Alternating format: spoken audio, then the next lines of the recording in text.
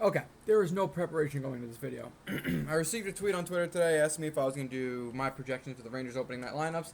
And to tell you the truth, I didn't think I was going to, at least not for another few days or so, but I'm bored. I got 30 minutes till class starts. I just want to talk. I just want to talk hockey, guys. Listen, here's the deal. I don't know what the hell's going to happen with the Rangers. I don't know what their lineup's going to look like. I don't know what's going to happen, when it's going to happen, or why it's going to happen. But I do know this. Nothing. There you go. See? I know nothing. But we're talking on the list. Why not? Listen, I apologize. I'm wearing a wife beater. It is fucking 80 degrees in my room. It is... what's the temperature outside? It's 82 out. I got a fan on. I could turn on the AC, but then it wastes electricity. And, we don't like wasting electricity, so... We're not going to waste electricity. Listen, here's the deal. I'm going crazy right now, okay? It is 2:02, okay? From 9 a.m. to 15 minutes ago, I've been doing nothing but homework. So I am like stir crazy right now, okay? Okay? I'm just losing my mind. Let's just make this video. We're just going to make the video. We're going to make the video now. Who's ready? Who's excited? I'm excited. Are you excited? Probably not. But either way, we're going to talk hockey now. Here's the deal. This is what we got right now. When you open up Cap Friendly, this is what they shove in your friggin' face. How does that make you feel? It doesn't make me feel like anything because it doesn't mean anything. So, in my opinion, the most ideal, like when I say ideal, I mean ideal, of situations for the New York Rangers opening night roster would look something along the lines of this. Hey, Kreider, but he's here. Oh, I'm going to take you there, I'm going to put you there, I'm going to put you over there, I'm going to actually send you to the moon. Sorry, Hunt. Cunt, Hunt, Funk. Oh, I hate having to do that. That really breaks my heart, so I think I'll just do this so I feel better about myself. We're going to do this. We're going to do this. Oh, whoa, whoa, whoa, whoa, whoa. Whoa, whoa, whoa, Miss Slippy. All right. I like that a lot. I do. Realistically, you're gonna see this. Kevin fucking Rooney. Don't ignore me putting these guys on IR. They're not actually going on IR. I'm just fucking. Did I lose an entire human? Oh, there it is. Tomorrow's right there. Realistically, we're going to be seeing this going into the season. Realistically. I mean, this is kind of what Gallant has been alluding to the entire preseason camp, even before that. This is kind of what we were alluded to. Now, is that ideal? Is that a playoff lineup? I don't know. I don't know. Like, looking at this right now, what I could say is this. I'm confident they'll be fighting for a wild card spot. A divisional spot? You kind of have to pencil in the Hurricanes and the Islanders as 1 and 2 in the Metro, at least going just off personal opinions, right? I mean, you look at the Metro. I mean, yeah, I got the Islanders and the Hurricanes as 1 and 2, and then you could argue the Flyers, Capitals, or Penguins as 3, and then that's that. You've already named 5 teams. So do the Rangers squeak into that 5 some? I don't know. I don't know. I mean, the Penguins missing Crosby for a little bit, and the Flyers missing Hayes for a little. I don't know. It's a tough fucking division. The East is good, man. And then like when you go like this, right? So you got 1, 2, 3, 1, 2, 3, 5 teams in the Atlantic that probably should be making the playoffs too. So then you look like, oh, I'm fighting for two wild card spot, fighting 2 teams for 2 wild card spots. No, you're actually kind of fighting 4. Listen, there's going to be at least 3 disappointed teams in the Eastern Conference that should be in the playoffs that are not going to be in the freaking playoffs, and I don't know who the hell it's going to be. It's going to be between the Rangers, Penguins, Flyers, Capitals, Canadians, Panthers, and Leafs. I don't even know. I don't know. There's going to be a disappointed team, but basically what I'm saying is a lot of parity right now, and are the Rangers going to make the playoffs with this team like this? I don't think so. I think the leadership, in terms of the higher-ups, and in terms of the higher-ups, I mean the head coach, and the coaching staff's better this year, but the overall roster, it got a little bit more depthy a little bit more experienced, but better. A lot of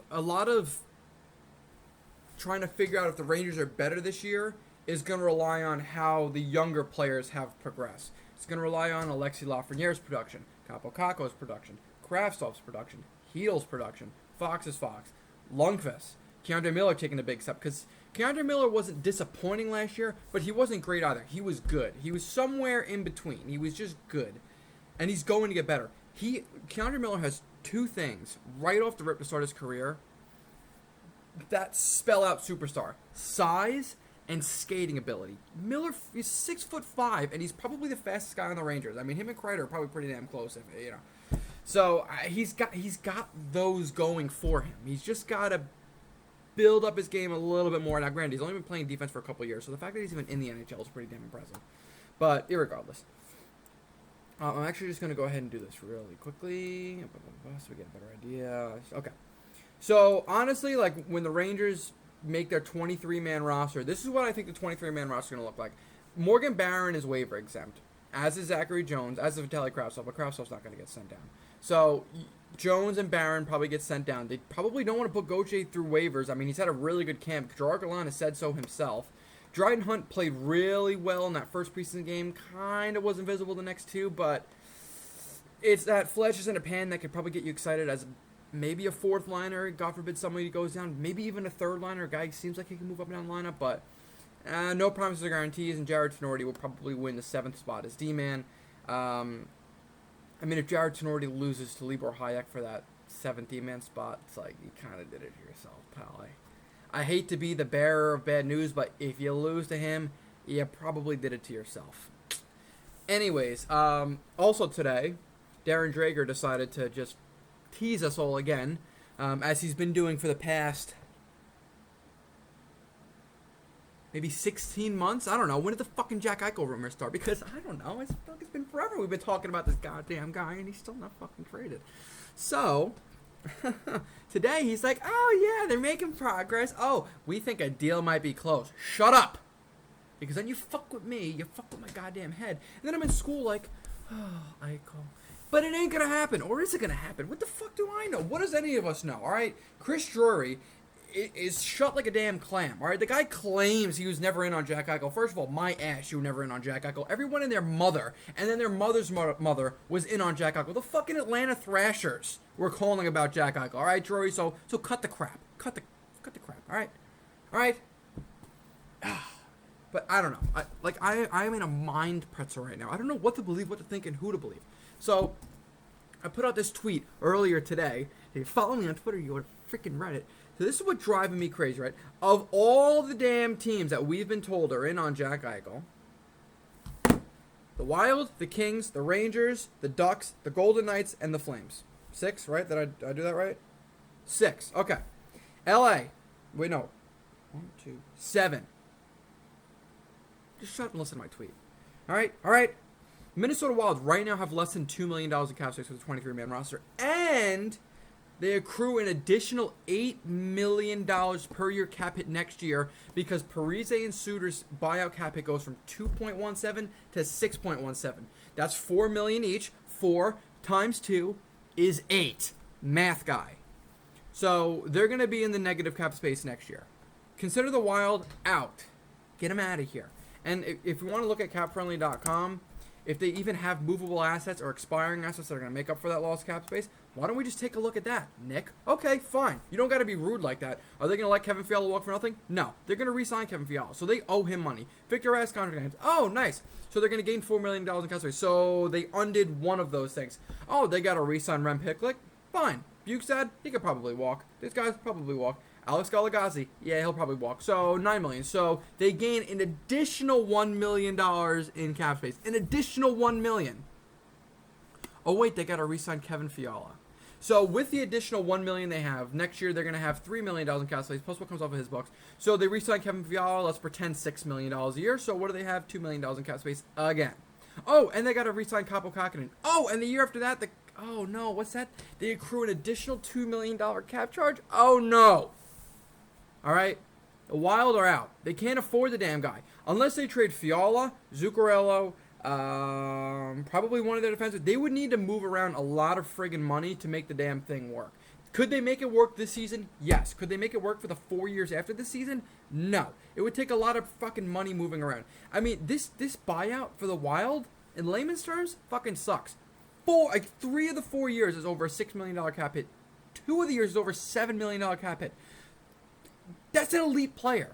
A $7 million player is an elite player, and they're paying 2 elite players that don't exist. So, the Wild are out. The LA Kings have less than $2 million in cap space. You know what's also kind of crazy about that? Aside from Dustin Brown coming off the books and Andreas Athanasiou, they got to re-sign Kempe. Who gives a shit about Lemieux? Then they got to re-sign Gallardi. And then, or Villardi. Then, I don't know. Do they re-sign Alexander Edler? Do they re-sign Ole Mata? I don't know. The LA Kings cap hit is weird, right? So, realistically, could they acquire Jack Eichel? Yes. But, let's look at their center core going forward for the next 3 years. Kopitar, Villardi, Alex Turcotte, and Quinton Byfield. That's 4. Oh, and Elias Anderson. Oh, and Jared Anderson-Dolan. Oh, and Akil Thomas. Oh, and Philip Deneau. And Rasmus Kapari. They got 9 centers. Unless they're going to trade 5 of them for Eichel, I think we can consider the LA Kings out, both money-wise and asset-wise. It doesn't make any damn sense. The Montreal Canadiens. I know this turns into an Eichel video. I don't know what the fuck's going on. All right. So right now they're negative cap space, right? When they LTIR Carey Price, they'll be at about $2 million, a little bit less. Well, he's going to come off at some point, so yeah. And in terms of cap space opening up in the future, Ben Sherratt, Brett Kulak. Cue the Jeopardy music. Unless they traded, they would need to trade a handful of players. And they would need to seriously move around some damn money to make it work. And I just don't think they're going to do it. Because of all the money players they can be moving for Jack Eichel, the only one that I would see being moved is Drouin. They're not moving Brendan Gallagher, who's probably going to be the next captain if, indeed Shea Weber is retiring. They're not going to move Josh Anderson after the way he produced last year. They just signed Mike Hoffman. They just acquired Christian Dvorak. They just signed Tyler Toffoli, who had a 28-goal season, by the way. Armia maybe, but is Buffalo really interested in that player right now? Probably not. And I think Joel Armia was on the Buffalo Sabres at one point. I could be wrong on that. Maybe. No, I'm right. Look at that. I'm a stud. Anyways, so, yeah, Montreal, forget it. Oh, the Vegas Golden Knights, they're interested? Oh, wow. What would Vegas be able to do to acquire him?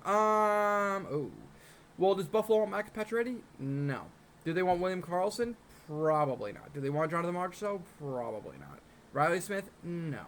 Now, in terms of money coming off the books, Riley Smith will be in our UFA, Janmark UFA, so there's money off the books there. Oh, and then they got to re-sign. Fucking Brett Howden, not re-sign his ass. Do they have money coming off the books? Yes. Is it enough to sign Jack Eichel? Probably not. They're negative $5 million right now, just about. And they have a full roster. So unless they're LTIRing somebody, I don't know how the fuck they're going to find money enough to... Well, I guess they could send a handful of players down, so... Yeah, so they're going to be negative cap space. So Vegas, they don't have the damn money for it. Anaheim actually has the money for Jack Eichel, but are they going to give up the young assets for it? Anaheim took 3 years. 3 years so far in a rebuild. They've gotten Zegras, McTavish, and Drysdale. They've made 3 top 10 picks. Are they going to trade 1 or 2 of them for Jack Eichel? Probably not. They're probably not going to want to do that. They just spent 3 years accruing these damn assets. Well, not only that, but, it's going to take more than just that to get Jack Eichel. Well, they're going to give up a Troy Terry. Well, Terry's not. He's kind of past that now, but... Are they going to give up a Sam Steele and Isaac Lundstrom? They could... But looking at this team right now, they are probably the furthest thing from a playoff team. So, and they're probably losing Hampus Lindholm and Josh Manson to free agency next year. They're probably not going to stay. It's could they acquire Jack Eichel? Yes. Should they? No. Will they? Probably not. I just don't see it making any sense for the Anaheim Ducks to go after Jack Eichel because the Anaheim Ducks' problems range past the first-line center. They're just not a good enough team overall. They're kind of in that middle ground where they're not the worst team in the league, but they're not a mediocre team either. They're kind of between 21st and 26th. So they're in a really weird tweener stage, and I feel like picking up Jack Eichel would only push them into mediocrity, in which case they do reach that point, they're probably not a playoff team in this division. Vegas, they're not better than Vegas. If they got Eichel, they would be slightly better than Seattle. They're probably not better than Calgary. They're definitely not better than Edmonton, and Edmonton's not even that great. LA's on the up and up. San Jose, it kind of all depends, but Vancouver, I think, would be better than them. I don't know. It's kind of weird. Calgary, speaking of which, Calgary right now has less than $1 million in cap space, and their 23-man roster is set. They already got their 23-man roster filled up. To pick up a $10 million player, they would need to be sending money the other way. Where that money would come from, I have no idea, because I don't see a single player aside from maybe Elias Lindholm that the Buffalo Sabres would be interested in. And even if they acquired Elias Lindholm, it would probably be a flip. Like, they'd end up moving him. Looking at this roster right now, who the Buffalo Sabres want, that's $1 million question. Connor Zary, I guess, and Peltier, so there's 2 prospects. Then a first-round pick. And even then, you probably need to add 2 more assets. So they probably... Actually, to tell you the truth, I don't know how it would happen. Because then if they acquire Jack Eichel, they're essentially telling themselves, yeah, Johnny Gaudreau's walking next year. He's gone. Forget he ever even existed. The year after that, can they re-sign Sean Monahan? Yeah, probably. At that point, they'll have the money. But they also then have to re-sign Matthew Tkachuk. I don't know. It's going to be weird. It's going to be very, very weird. Then you slide over to a team like the New York Rangers, which right now we have, after the roster is set, we can see right here by the roster I produced, $9.558 million in cap space. So that's roughly enough to take on Eichel's $10 million cap hit minus $500,000. Plus, Step Boy Steven brought this up to me, the bonus cushion. So if the Rangers were to trade for Jack Eichel today, because we're just here and we're going to do this, right? So it's like team, Buffalo Sabres. I highly doubt the Buffalo Sabres would retain salary on Jack Eichel, though it is possible, but highly unlikely. This would probably be the deal, as reported by some. Kravtsov, so there's your bonus cushion removed. There is Zachary Jones. They probably want Filipino, but you maybe give them Ryan Strome instead and probably a first-round pick. Is that a fair deal? I think it's pretty damn close. I mean, you're getting a B+, B+, B+, B+ prospect. Now, Strome is a pending RFA, so I don't know how much value it has, so probably more than likely Strome comes out and Hedl goes in that trade. It sucks, but it's unfortunately true. I mean, the reality of the situation is the Buffalo Sabres are probably not very interested in Ryan Strome. So you make the deal like this, right? So you got your 1, 2, 3. So there's a B+, B+, arguably A- first-round pick. That's a pretty good deal for the Buffalo Sabres. Let's pretend for some... All right, so this is what I like to relate this to, right? So when the Toronto Maple Leafs traded away Phil Kessel, they did this. They retained $1.2 million on his $8 million cap hit to bring him down to a 6.8. So 8 million divided by 1.2, right? So, fuck me, 1.2 divided by 8. God damn. All right, so 15%. Okay, so you take off 15% of Jack Eichel's hit. That's 1.5 million. Let's just pretend this is how it's going to work. It's probably not going to work out this way, but let's just pretend, right? So in order to make the deal go through, pending surgery, nobody really knows what's going to happen with Jack Eichel. Let's pretend they go ahead and agree to retain 15% salary just to make the deal go through. I mean, honestly, they're getting 4 fucking really good assets. They're getting a first-round pick in probably the deepest draft in recent memory. They're getting a B+ prospect, former top 10 pick in Vitaly Kravtsov.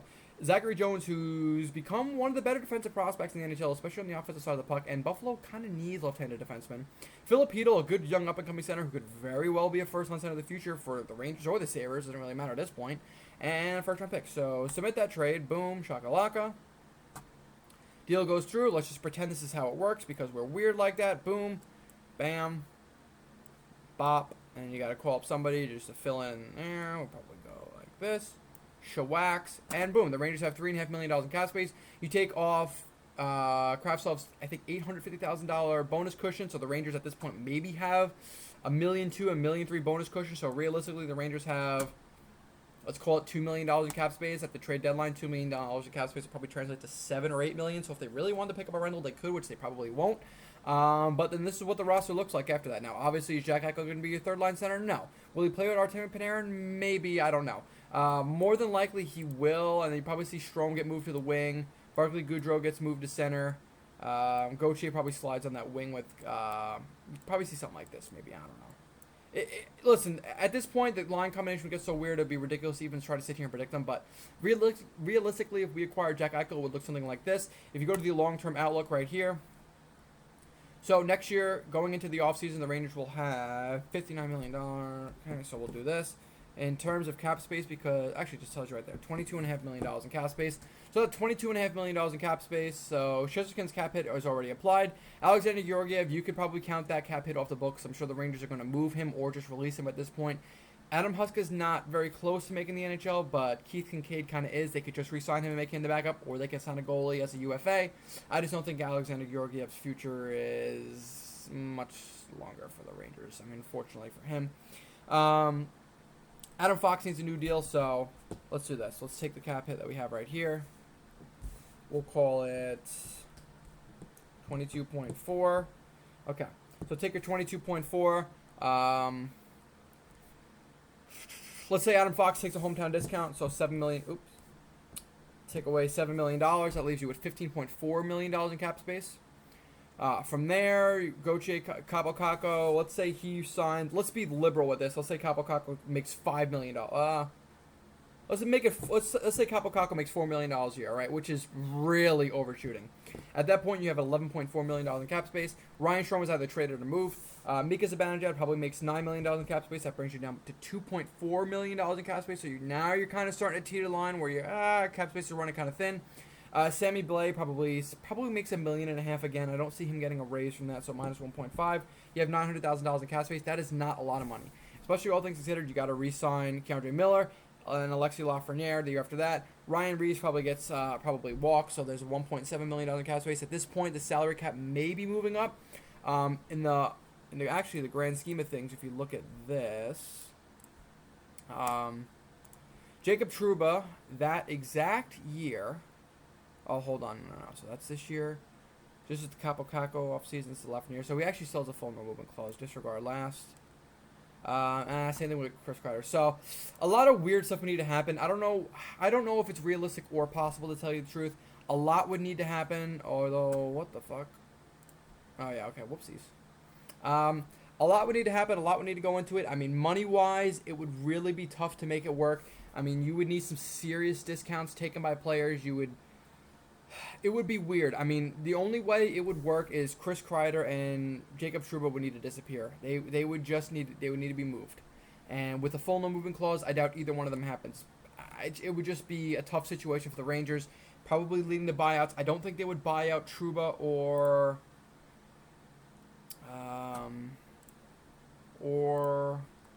what's his name, Kreider. But if they were going to buy them out, where's the buyout calculator? Is it not in tools?